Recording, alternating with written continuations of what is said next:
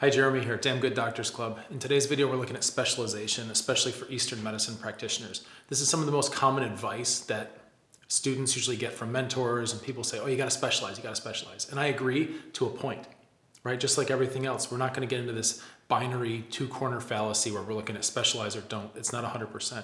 And one of the ways to understand this is that actually there's multiple different types of specialization you could do. I don't mean multiple different types of conditions, like, oh, I could specialize in fertility or complex chronic health conditions or dermatology or whatever else. That's only one form of specialization. That's specialization across disease type, right? But there are other forms of specialization too that you need to be looking at. Could be having to do with patient population, could be tool set, right? Could be even pattern. So we're gonna take this Eastern medicine framework that we've worked on in other videos. And if you don't know what that is, then go back and you're gonna have to find that other framework video I've done where I break down patterns. And we're gonna build on that. And I'll show you exactly what I mean by specializing and then how we have to make sure that we still understand other areas outside of our general scope. Now let's get started. So I'm referencing some of our pattern diagnostic frameworks. And if you don't know what this is, if you don't understand this board, go find my other video where I explain all these frameworks in detail. But what I'm looking at here is where it starts to get very detailed and very laid out, where we're looking at upper, middle, and lower burner, and we're looking at dampness and dryness coming down, right? Heat and cold, we're cross-referencing all this stuff, and then we have a separate column for internal and for external. Now, specializing is kind of an illusion. And I agree with it. It's a great place to start. It's some of the advice that I give new practitioners, seasoned practitioners, anybody looking to really get to their next level in practice. Usually the advice is to specialize, but not always, because that's the nature of advice. Sometimes advice is very, very good for the right person. Yet if you give that same advice to somebody else who's already imbalanced the other way, it'll do more harm than good. So this is a whole separate conversation about understanding universal advice and well-intentioned lies.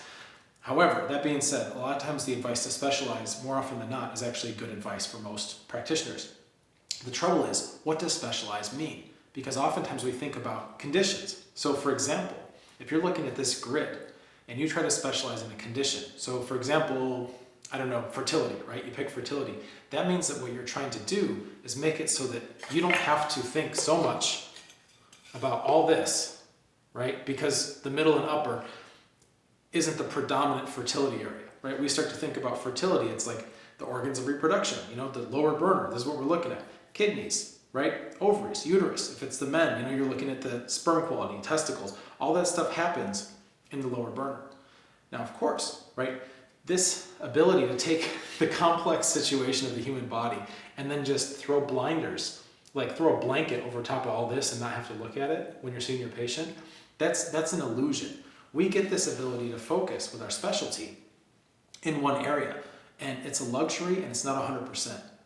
As we know, many people with fertility problems could be due to something else going on in their body in different places because of the way the body's connected. All the systems feed each other.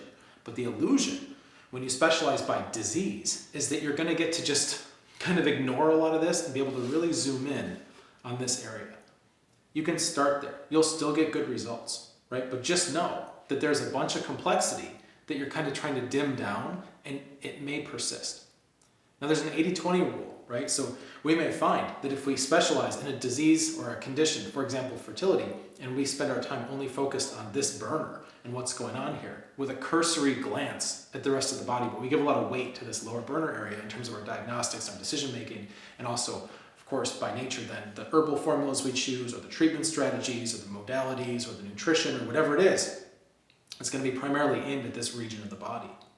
That's fine. 80% of the time it'll probably work out okay, but there's always going to be these 20% outliers where their fertility is actually caused by something going on with their liver, right? Something like that. So we have to always be taking into account the entire picture. It can be weighted, right? We can emphasize this, but we can't forget about this. So when we specialize, we're trying to specialize to lighten the cognitive load, to try to simplify chaos, right? And when we think we specialize so we're not having to deal with all this bit, only this, that's actually an illusion. We need to remember that even though we're specialized, we're still looking at all this, right? It doesn't go away. It's just a matter of weight and emphasis, which you can develop clinical shortcuts and heuristics and these little clinical pearls that are very specialty based on here. And this is where we get these subsystems, where you'll have an expert mentor or teacher or somebody who's kind of they've been in the trenches long enough and they have their little rules of thumb and they have these heuristics, and that's what they kind of pass on. It's not a guided framework that teaches you how to think and understand complexity in its entirety. It just helps you squint and focus on one area to get started. And that's oftentimes very good. It's great. You can help a lot of people that way. When you want to go to the next level, we have to wake up to the reality that all this still exists. Whatever we're trying to block out when we specialize by disease or condition, that stuff still exists and it still matters, right? Of course. So another way to specialize is via what kind of patients you see and what kinds of patterns they tend to present. So you might say external, right? People with colds, flus, all these kinds of things going on, UTIs, whatever. I don't do that. Block that out. I do internal medicine only. I don't deal with acute problems. I just work on internal conditions. And now you've cut this in half, right? So now our differentiation, we don't have to differentiate internal and external. We pretty much only work on patterns of chronic illnesses that have been around a long time, right? This way we can simplify our clinical thinking because we're going by internal or external, and then we're going to be just differentiating 3 of these, right? Dry, damp, and all this.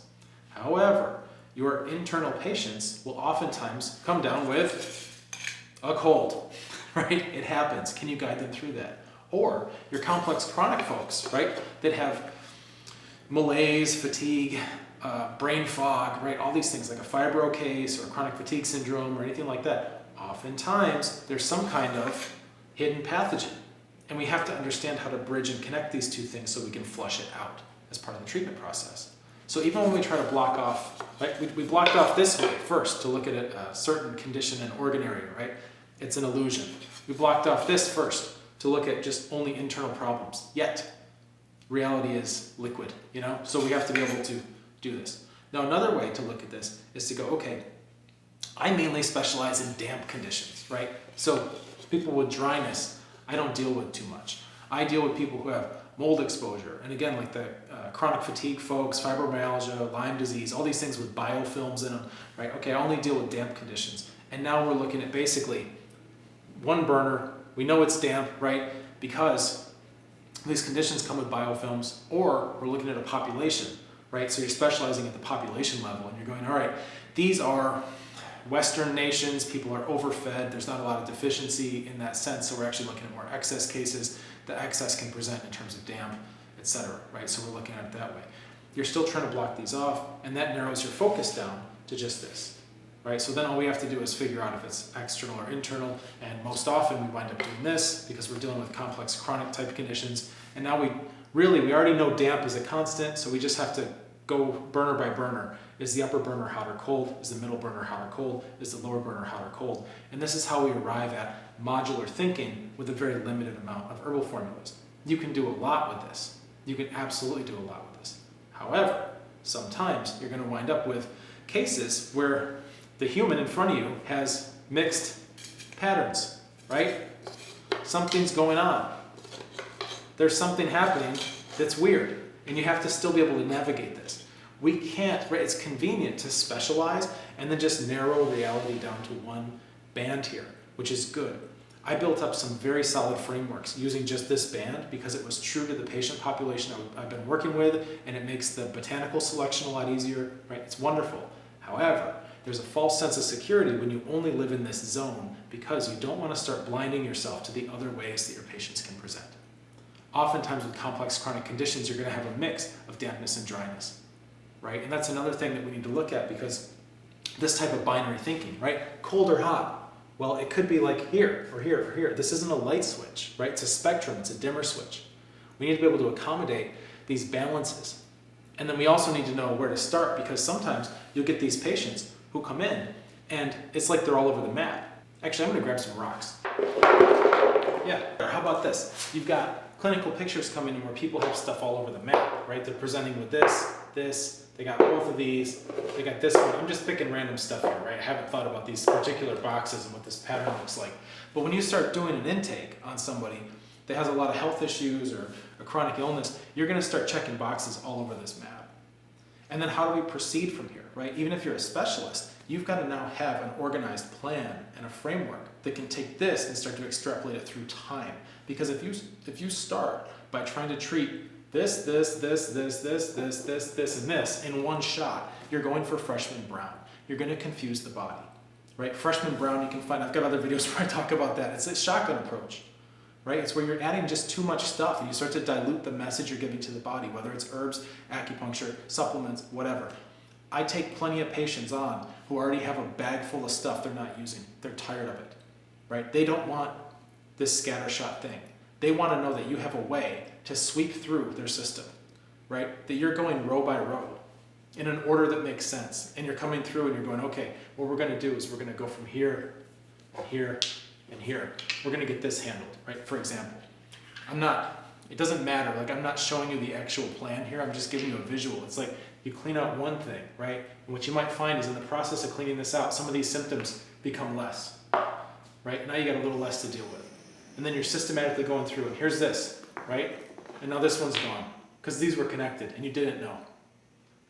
Now you're going through and you're going here. All right, we're looking good. Guess what? Something else just popped up.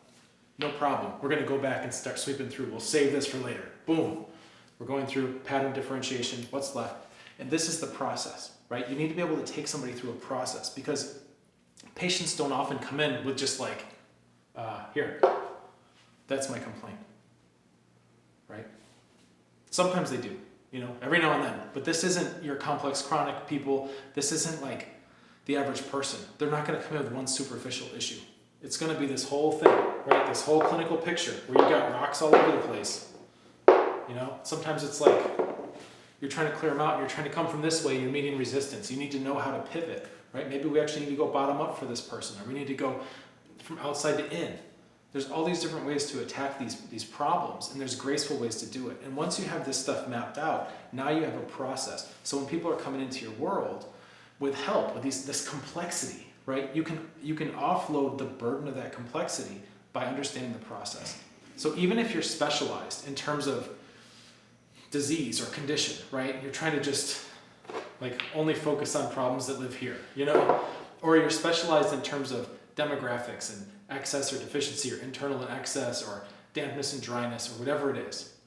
It doesn't matter because you wind up developing a specialty around a process. If you want to zoom out and be able to help a whole human, your specialty now becomes a process.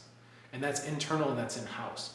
Now, how you apply that process and who you apply that process for becomes part of your external specialty of what you present to, what you put on the side of your building, what you put on your website, right? Because that's a whole different deal. Patients don't know to come find somebody with a comprehensive process that absorbs complexity, right? That's not what they're typing in to Google. They're typing in their problem. So you have to meet them there and just know fully that on your back end that you're not limited to only things in these quadrants. That's what I do. I'm a fertility specialist. No, you become a specialist in the process of helping somebody's whole system get healthier and stronger.